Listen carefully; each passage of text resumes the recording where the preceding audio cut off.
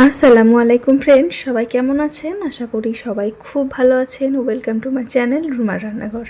নতুন একটা রেসিপিতে সবাইকে স্বাগত জানিয়ে শুরু করছি আমার আজকের রেসিপি। তো হাতে বেশিক্ষণ না, 10 মিনিট সময় থাকলে এরকম একটা চটজলদি রেসিপি বানিয়ে নেওয়া যায়। আর এরকম একটা তরকারি থাকলেই এক পদে প্লেট খালি হয়ে যাবে। তো চলুন ভিডিওটা শুরু করা যাক। প্রথম থেকে শেষ অবধি দেখতে থাকুন। খুব সহজ একটা রেসিপি আর খুব সুস্বাদু একটা রেসিপি। আশা করছি আপনাদের অনেক ভালো লাগবে। তো প্রথমেই চলুন একটু জোগাড় করে নিই। তার জন্য নিয়ে নিচ্ছি এখানে 1 কাপ মসুর ডাল। মসুর ডালটাকে আমি একটা পাত্রে নিয়ে নিচ্ছি আর খুব ভালোভাবে ধুয়ে নেব যতক্ষণ না এর ময়লা পানিটা বের হয়ে যাচ্ছে। পরিষ্কার একটা পানি যখন বের হবে তখন এটাকে রেখে দেব। একটা মশলা আমি এখানে বেটে নেব। আদা রসুন নিয়েছি, পরিমাণটা আপনারা দেখে বুঝতে পারবেন। আর দিয়ে দিচ্ছি ছোটো চামচের 2 চামচ পরিমাণ গোটা জিরে, আর দেব 2টো কাঁচা লঙ্কা। এবারে এটাকে খুব মিহি একটা পেস্ট বানিয়ে নেব। তো ফ্রেন্ডস, এটাকে বাটা হয়ে গেলে একটা পাত্রে আমি তুলে রেখে দেব। তো রান্নার যে কোনো কাজেই যদি আগে জোগাড় করে রেখে দেওয়া যায় তাহলে তাতেই কিন্তু অর্ধেক রান্না হয়ে যায়। না হলে কিন্তু জোগাড় না করা থাকলে, যদি প্রিপারেশান না থাকে তাহলে কিন্তু রান্নার ক্ষেত্রে অনেক দেরি হয়ে যায়। সেই জন্য আগে প্রিপারেশান করে নিয়ে রান্নাটা করলে খুব তাড়াতাড়ি হয়।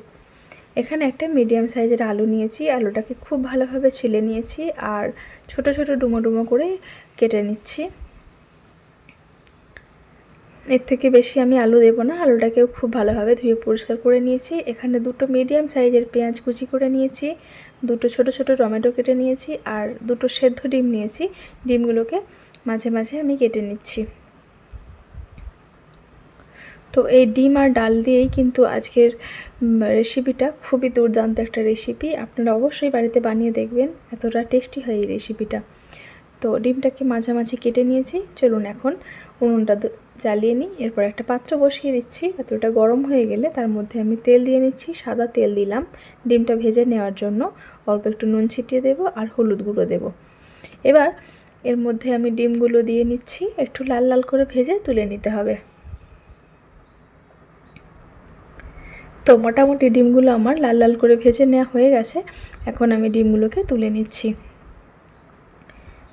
দেখুন লাল লাল করে ভেজে নিয়েছি। তো এখন এই কড়াইয়ের মধ্যেই আমি ডালটা রান্না করার জন্য সরষের তেল দিয়ে নেব।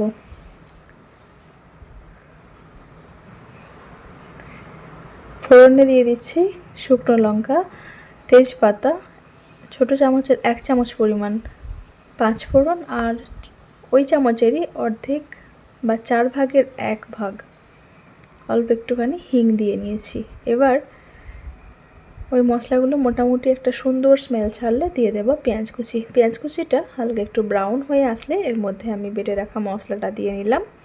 এবার অল্প একটু নেড়ে ছেড়ে শুকনো মশলা আমি কিছু অ্যাড করে নেব, যার মধ্যে আছে কাশ্মীরি লঙ্কার গুঁড়ো, নুন, জিরে গুঁড়ো, ধনে গুঁড়ো আর হচ্ছে যে লঙ্কার গুঁড়ো। আমি জিরে গুঁড়োর পরিমাণটা এখানে একটু কম রেখেছি, যেহেতু এখানে গোটা জিরে আমি বেটে নিয়েছিলাম, তাই অল্প একটু পরিমাণে জিরে গুঁড়ো দিয়ে নিলাম। এবার অল্প একটুখানি পানি দিয়ে এই মশলাটাকে ভালোভাবে কষিয়ে নিতে হবে, তা না হলে মশলাগুলো পুড়ে যাবে তেলের মধ্যে, তাই জন্য অল্প একটুখানি পানি দিয়ে নিলাম। এবার এই মশলাটা ভালোভাবে কষিয়ে নেওয়ার পরে যখন তেল ছাড়তে শুরু করবে তখন এর মধ্যে আমি আলু, টমেটো আর ডালটা দিয়ে নেব। প্রথমে আলুগুলো দিয়ে তারপর টমেটোগুলো দিচ্ছি।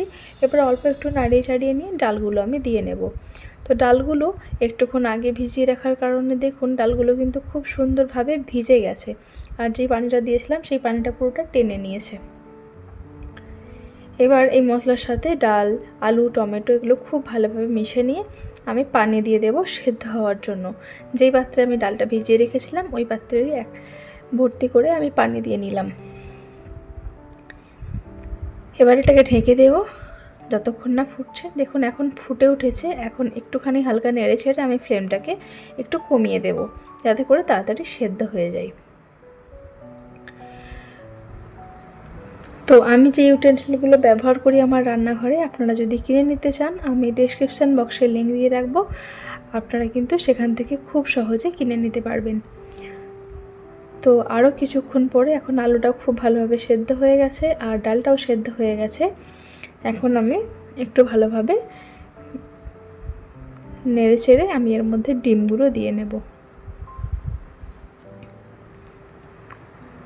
ডালটা কিন্তু অনেকটা এখানে হয়ে এসেছে। এখন ভেজে রাখা ডিমগুলো আমি দিয়ে নিচ্ছি, আর ডিমগুলো দিয়ে একটু নেড়ে চেড়ে নেব। তারপরে এখানে দিয়ে নিচ্ছি 1 চামচ পরিমাণ গাওয়া ঘি, যাতে করে কিন্তু স্মেলটা খুব সুন্দর আসে। 1 চামচ পরিমাণ গাওয়া ঘি দিয়ে নিচ্ছি, আর সব শেষে একটা উপকরণ দেব, সেটা হচ্ছে ধনেপাতা কুচি। এবার ফ্লেমটাকে অফ করে আমি ঢেকে রেখে দেব। তো একটুখানি রেস্টে রেখে আমি এটাকে গরম গরম সার্ভ করে নেব। তো এই ছিল আমার আজকের রেসিপি। আপনাদের কাছে কেমন লাগলো? আমার তো খুব সহজ একটা রেসিপি মনে হয় এই রেসিপিটাকে। আপনাদের যদি ভালো লেগে থাকে অবশ্যই একটা লাইক, কমেন্ট, শেয়ার করে দেবেন। চ্যানেলটাকে সাবস্ক্রাইব না করে থাকলে অবশ্যই সাবস্ক্রাইব করে নিয়ে পাশে থাকার অনুরোধ রইল। দেখা হবে আপনাদের সাথে পরবর্তী নতুন একটা ভিডিও নিয়ে। আপনারা ভালো থাকবেন, সুস্থ থাকবেন, সাবধানে থাকবেন।